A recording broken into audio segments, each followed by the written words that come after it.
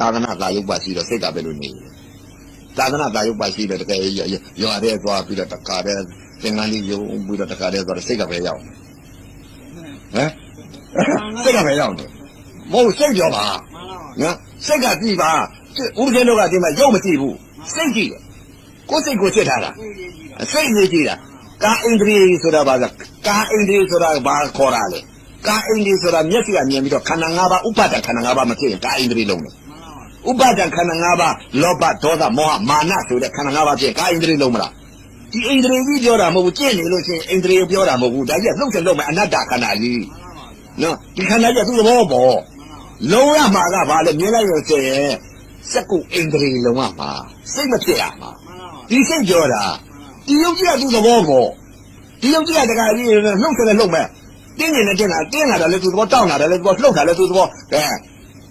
နိုင်ရတယ်သူ့သဘောပဲမဟုတ်လားဣန္ဒြေဆိုတာဘာလဲစိတ်နေသောတာစက္ကုဣန္ဒြေသောတာဣန္ဒြေခန္ဓာဣန္ဒြေဇီဝဣန္ဒြေကာယဣန္ဒြေမနောဣန္ဒြေဣန္ဒြေ6တန်ဆိုတော့ဘာလဲစိတ်အဲ့ဒီစိတ်ကိုလောဘမဖြစ်တာဒေါသမဖြစ်တာမောဟမဖြစ်တာလုံးဝပြီဣန္ဒြေလုံးနေဆိုတာအဲ့ဒါ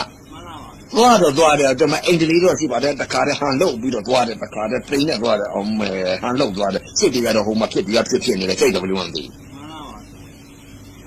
ဟန်လုတ်တယ်အဲ့ဒါဟန်လုတ်တဲ့ဒီလားခေါ်တယ်ဣန္ဒြေလုံးတဲ့ဒီလားမဟုတ်ဒီဒီလားကဟန်လုတ်တဲ့ဒီလားတဲအင်ကူဆရာတော်ကြီးတရားများကိုနာယူနိုင်ရန် subscribe link